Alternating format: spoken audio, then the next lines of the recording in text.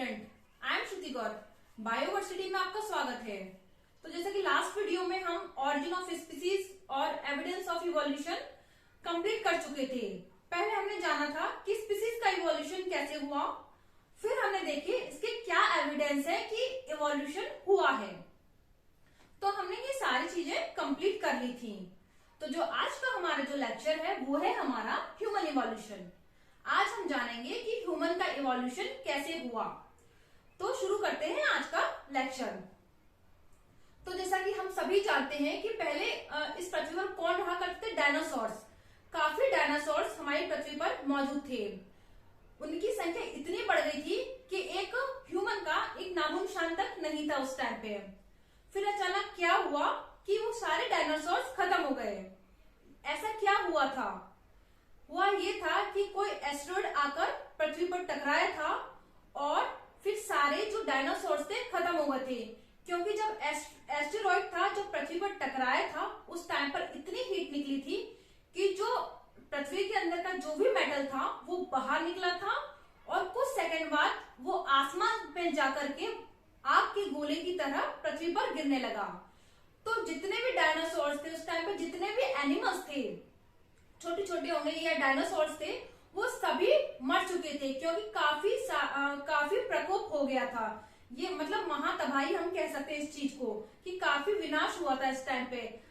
समुद्र की लहरें आ गई थी, जो आंधी का जो तूफान था वो शुरू हो गया था, जो क्या कहते हैं धूल के जो तूफान था वो शुरू हो गया था इस टाइप। और दूसरी साइड से लहरें आ रही थी और बर्फ के गोले ऊपर से आग के गोले ऊपर से गिर रहे थे। तो पूरी पृथ्वी पर तबाही हो चुकी थी और उस टाइम में जितने भी डायनासोर्स थे पृथ्वी पर सारे पूरी तरीके से खत्म हो चुके थे। फिर ह्यूमन का इवोल्यूशन कैसे हुआ? जब सारे डायनासोर्स पृथ्वी पर खत्म हो गए तो कुछ मैमल्स थे, कुछ छोटे मैमल्स थे जो कि पृथ्वी के नीचे रहने लगे थे। श्रू लाइक एनिमल, ये मैंने लिखा श्रू लाइक एनिमल थे जो पृथ्वी के नीचे रहने लगे क्योंकि पृथ्वी पर तो कंडीशन काफी खराब थी, सब तबाही मच चुकी थी। उन्होंने पृथ्वी के नीचे रहना शुरू कर दिया। लेकिन जैसे जैसे टाइम गुजरता है चीजें वैसे तो रहती नहीं है, चेंज होती जाती है टाइम टू टाइम। तो सारी चीजें धीरे धीरे लेवल पर आने लगी। समुद्र की लहरें वापस से शांत होने लगी और जो पृथ्वी का जो टेम्परेचर था वापस से धीरे धीरे कम होने लगा था। मतलब सारी चीजें धीरे धीरे पृथ्वी पर हरियाली छा गई थी, जो पेड़ थे वो फलने फूलने लगे थे। तो मतलब पृथ्वी की कंडीशन ऐसे हो गई थी कि ह्यूमन का डेवलपमेंट हो सके जिससे। तब हुआ क्या, ये जो श्रू लाइक एनिमल थे सबसे पहले इनका फॉर्मेशन हुआ। कितने साल पहले? 7 करोड़ ईयर पहले किसका? श्रू लाइक एनिमल का फॉर्मेशन हुआ। अब हुआ क्या, ये जो श्रू लाइक एनिमल थे इनसे मंकी लाइक एनिमल का फॉर्मेशन हुआ 4 करोड़ साल पहले, जिसे हम बोलेंगे इजिप्टोपिथिकस। ये मैंने जो ग्रीन से लिखी है वो कौन कौन से ह्यूमन लाइक स्ट्रक्चर थे वो इनका ग्रीन से नाम मैंने इसमें लिख रखा है और उनके बारे में ये डिटेल मैंने ब्लू से लिख रखी है। तो 4 करोड़ साल पहले जो फर्स्ट एप का फॉर्मेशन हुआ था उसे बोला था हमने इजिप्टोपिथिकस। उसमें क्या हुआ था, जैसे पहले ये श्रू लाइक एनिमल का फॉर्मेशन हुआ था और इनसे ही मंकी लाइक एनिमल का फॉर्मेशन हुआ, श्रू से मंकी। फिर क्या हुआ, 4 करोड़ साल पहले ये जो मंकी लाइक एनिमल थे इनकी धीरे धीरे टेल थी गायब होने लगी थी। क्योंकि अगर ह्यूमन का इवोल्यूशन हो रहा है तो धीरे धीरे टेल तो डिसअपियर होगी।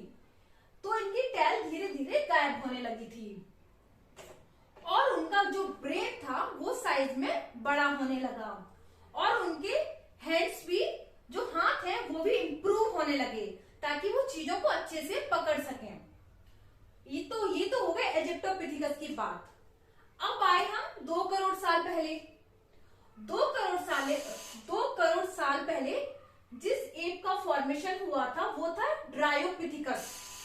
ड्रायोपिथिकस के क्या कैरेक्टर थे वो देखते हैं हम। इसमें था sub species of app evolve in different way.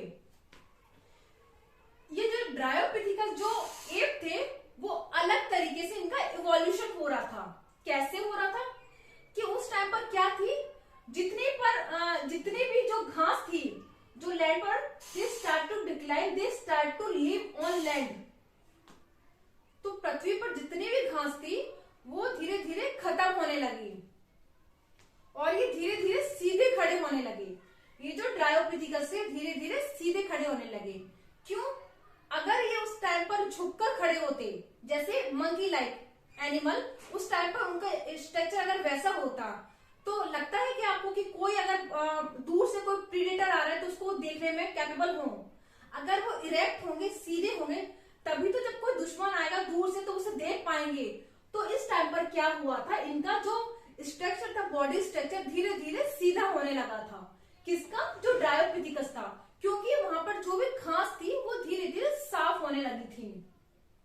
और क्या था उनका, अब जो सीधे होंगे तो इसका मतलब जो उनका लुम्बार बोन है वो डेवलप हुआ होगा। लुम्बार बोन क्या होता है? लुम्बार बोन जो हमारा पीछे जो वर्टिबल कॉलम होता है उसका जो लोअर पार्ट होता है उसे हम बोलते हैं लुम्बार बोन। तो वो डेवलप हुआ होगा, तभी तो उन्होंने सीधे खड़ा होना शुरू किया।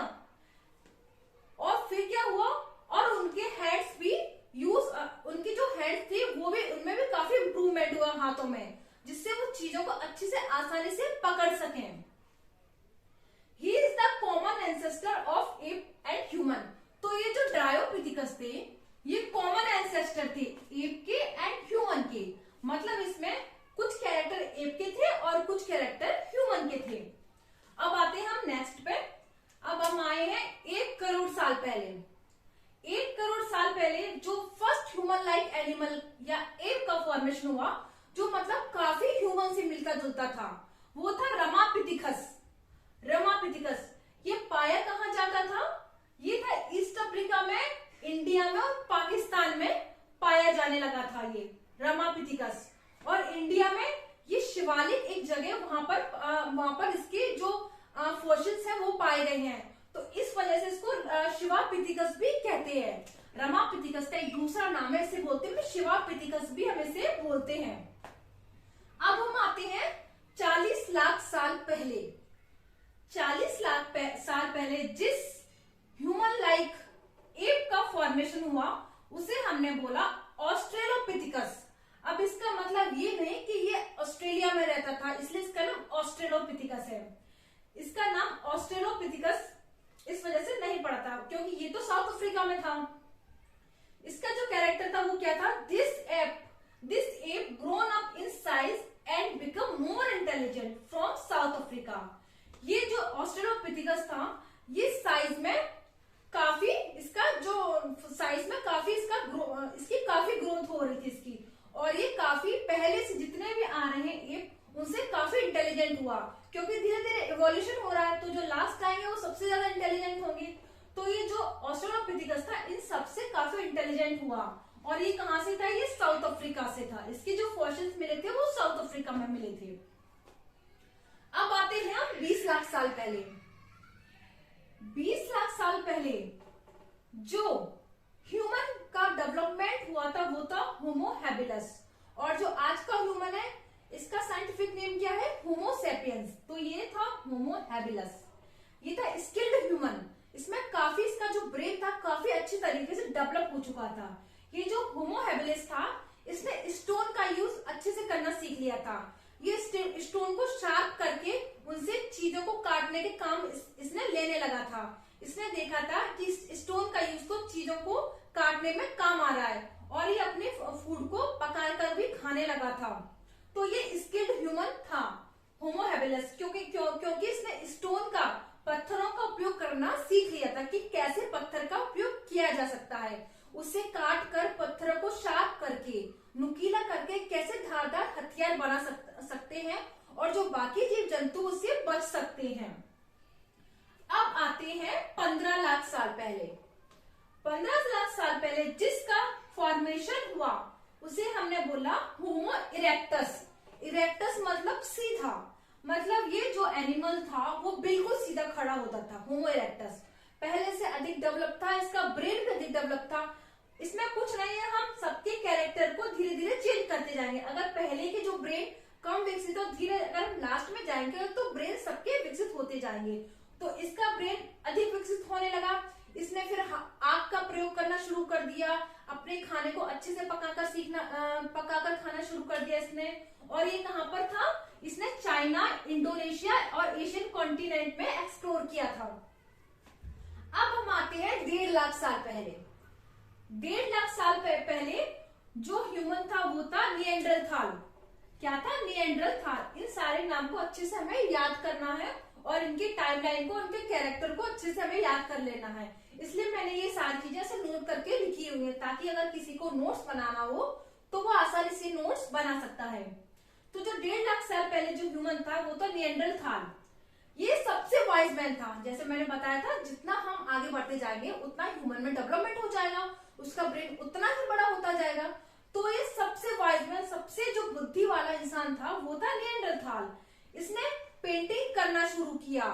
पेंटिंग इतना कुछ खास नहीं थी, केवल इसने अपने जो हैंड्स था उसका प्रिंट लिया था, लेकिन उस टाइम पर ये बहुत बड़ी बात थी। तो इसने पेंटिंग करना शुरू किया, केव में रहना शुरू किया, और इसने रिलीजन, धर्म को भी इसी ने शुरू किया, निएंडरथाल ने। और कम्युनिटी में रहना भी इसने शुरू किया निएंडरथाल में। मतलब इसने काफी पहले से काफी ज्यादा विकास हुआ, वो था निएंडरथाल में। तो एक बार हम शुरू से सबको देख लेते हैं। तो जो सबसे पहले क्या हुआ था, फॉर्मेशन हुआ। फिर हम आए 4 करोड़ साल पहले। 4 करोड़ साल पहले जिस एप लाइक स्ट्रक्चर का फॉर्मेशन हुआ था वो था इजिप्टोपिथिकस। इसमें क्या हुआ, उनकी धीरे धीरे टेल गायब होने लगी, क्योंकि जाहिर सी बात है अगर ह्यूमन का निर्माण हो रहा है तो टेल तो गायब होनी ही है। तो इसमें इनकी टेल गायब होने लगी और इनका जो ब्रेन है साइज में बड़ा होने लगा, और इनके हैंड्स भी इंप्रूव हो गए थे चीजों को पकड़ने के लिए। फिर हम आए 2 करोड़ साल पहले। जिस एनिमल का फॉर्मेशन हुआ वो था ड्रायोपिथिकस। इसमें क्या हुआ, इनका इवोल्यूशन हुआ था वो अलग तरीके से हो रहा था। क्यों, उस टाइम पे जितने फॉरेस्ट थे वो धीरे धीरे खत्म होते जा रहे थे। तो इन्होंने, जो ड्रायोपिथिकस की बात कर रही हूँ, इन्होंने लैंड पे रहना शुरू कर दिया। अब जब लैंड पे रह रहे हैं तो वो थोड़ा थोड़ा सीधे, उनका बॉडी पोस्चर सीधा होता जाएगा, क्योंकि अगर वो झुककर मतलब 4 पैरों पर खड़े हो रहे हैं तो वो दूर से जो भी प्रेडेटर आएगा उसे वो पहचान नहीं पाएंगे, देख नहीं पाएंगे और अपने आप को बचा नहीं पाएंगे। तो अपने बचाव के लिए उन्होंने धीरे धीरे सीधा खड़ा होना शुरू किया, और इनका ब्रेन भी पहले से डेवलप हो गया और हैंड्स भी इनके अच्छे से डेवलप हो गए। अब हम आए 1 करोड़ साल पहले। 1 करोड़ साल पहले रमापिथिकस का निर्माण हुआ, जो थे फर्स्ट ह्यूमन लाइक एनिमल। मतलब इनको देख करके हम ये कह सकते थे कि हाँ, ये धीरे धीरे ह्यूमन का इवोल्यूशन हो रहा है। इनके काफी कैरेक्टर यानी बॉडी स्ट्रक्चर काफी ह्यूमन से मिलता जुलता था। और ये कहाँ थे, ये ईस्ट अफ्रीका, ये मतलब ईस्ट अफ्रीका, इंडिया और पाकिस्तान में थे ये। अब हमारे 40 लाख साल पहले। 40 लाख साल पहले जिस एप का फॉर्मेशन हुआ वो था ऑस्ट्रेलोपिथिकस। ऑस्ट्रेलोपिथिकस ये काफी साइज में बड़ा था और ये बहुत इंटेलिजेंट था। कहाँ था ये, साउथ अफ्रीका में ऑस्ट्रेलोपिथिकस। अब हमारे 20 लाख साल पहले। 20 लाख साल पहले होमो हैबिलिस का इवोल्यूशन हुआ। होमो हैबिलिस होमो सेपियंस से काफी मिलता जुलता था। ये काफी स्किल्ड ह्यूमन था। इसने पत्थरों का प्रयोग अच्छे से करना शुरू कर लिया था कि पत्थर का प्रयोग करके कैसे धारदार हथियार बनाया जाता है और कैसे उससे अपने आप की रक्षा की जाती है। इसने आग का उपयोग करना भी सीख लिया था कि आग जला करके कैसे खाना पकाया जाता है और दूसरे एनिमल को हम कैसे आग से भगा सकते हैं। तो जो होमो हैबिलिस था काफी स्किल्ड ह्यूमन था। अब हमारे अपने 1.5 लाख साल पहले, हमारे 15 लाख साल पहले, ये तो होमो इरेक्टस। इरेक्ट मतलब सीधा, तो ये बिल्कुल सीधा खड़ा होता था होमो इरेक्टस। ये था चाइना, इंडोनेशिया और एशियन में था ये होमो इरेक्टस। अब हमारे 1.5 लाख साल पहले, 1.5 लाख साल पहले फर्स्ट वाइज मैन का इवोल्यूशन हुआ, जिसे हमने बोला निएंडरथाल। ये काफी वाइज था। इसने पेंटिंग करना शुरू किया, इसने रिलीजन का, धर्म का निर्माण किया, कम्युनिटी में रहना शुरू किया, केव में रहना शुरू किया। मतलब इसने अपना ग्रुप बनाना शुरू कर दिया कि जैसे ह्यूमन का इवोल्यूशन हुआ तो निएंडरथाल से धीरे धीरे ह्यूमन का इवोल्यूशन हुआ कि जो भी ह्यूमन करता था इसका काफी वाइज था। तो जब इसने पेंटिंग करना शुरू कर दिया तो इसका डेवलपमेंट अच्छे से होना शुरू हुआ। आज का मॉडर्न मैन है ये क्रो मैग्नन, इससे काफी सिमिलरिटी थी। क्योंकि सिमिलरिटी तो बढ़ती जाएगी धीरे धीरे, हम आगे इवोल्यूशन हो रहा है, तो जिसमें पहले सिमिलरिटी कम थी अब धीरे धीरे सिमिलरिटी बढ़ती जाएगी। तो जो लास्ट जो क्रो-मैग्नन था, इसकी सिमिलरिटी मॉडर्न मैन से काफी मिलती जुलती थी। अब हम 10,000 साल पहले आए। 10,000 साल पहले हमने एग्रीकल्चर शुरू किया, पशुपालन शुरू किया, जो एनिमल्स थे उनसे हमने मिल्क का फॉर्मेशन शुरू किया। तो धीरे धीरे हमने 10,000 ईयर साल पहले एग्रीकल्चर को करना शुरू किया। अब हमारे 5,000 साल पहले हमने लिखने की कला सीख ली, क्योंकि जब हम मॉडर्न मैन के नजदीक आ रहे तो हम धीरे धीरे लिखना हमने शुरू किया। फिर हमारे 400 साल पहले इसमें हमने मॉडर्न साइंस का निर्माण कर दिया। ये डार्विन, लेमार्क और जितने भी हमारे साइंटिस्ट हम जो पढ़ रहे हैं वो सब 400 साल पहले इनका इवोल्यूशन हुआ था। मॉडर्न साइंस में ये चार्ल्स डार्विन है, लेमार्क है, और ये हमारे जो जितने भी मेंडल वगैरह, ये सब 400 साल पहले मॉडर्न साइंस के अंतर्गत ही आते थे। फिर हम 200 साल पहले हमने इंडस्ट्री को शुरू कर दिया। फिर यहीं से हमारा धीरे धीरे इवोल्यूशन होने लगा। अब तो ये काफी मॉडर्न साइंस हो गए थे जब इंडस्ट्री का हमने निर्माण कर लिया था। मतलब जब इंडस्ट्री का निर्माण कर लिया तो पॉल्यूशन भी शुरू हो गया था। तो ये था हमारा ह्यूमन का इवोल्यूशन की कैसे कैसे ह्यूमन का इवोल्यूशन हुआ, कि पहले ह्यूमन एप लाइक थे, फिर उनके टेल फिर धीरे धीरे डिसअपेयर हुआ, उनका जो ब्रेन है उसका साइज बड़ा हुआ, उनके जो हैंड्स थे वो यूज में आने लगे, धीरे धीरे उन्होंने केव में रहना शुरू कर दिया, धीरे धीरे उन्होंने स्टोन का जो पत्थर था उससे धारदार हथियार बनाना शुरू कर दिया, आग का उपयोग करना शुरू कर दिया कि आग से कैसे हम अपने भोजन को पकाकर खा सकते हैं, क्योंकि पहले का जो था ह्यूमन या एप बोल सकते हैं हम, वो अपने खाने को पकाकर नहीं खाता था, तो उसने अपने खाने को पकाकर खाना शुरू कर दिया। फिर उसने और भी उसने मॉडर्न हुआ, उसने लिखने की कला शुरू कर दी, उसने पेंटिंग शुरू कर दी। फिर तो ये मॉडर्न साइंस आ गया, ये तो जिसमें जिसने लिखने की कला सीखी थी ये तो मॉडर्न आ गया बिल्कुल। तो फिर इसके बाद मॉडर्न साइंस आया, फिर इसने धीरे धीरे इंडस्ट्री शुरू की। तो ये था हमारा ह्यूमन इवोल्यूशन, जिसमें हमने देखा ह्यूमन का इवोल्यूशन कैसे हुआ। तो इंडस्ट्री के बाद शायद हम अपना नेक्स्ट टॉपिक पॉल्यूशन रखेंगे कि इंडस्ट्री से पॉल्यूशन शुरू हुआ है। देखते हो अगर इवोल्यूशन में कोई भी चीज बची होगी तो मैं नेक्स्ट वीडियो में कवर करूंगी।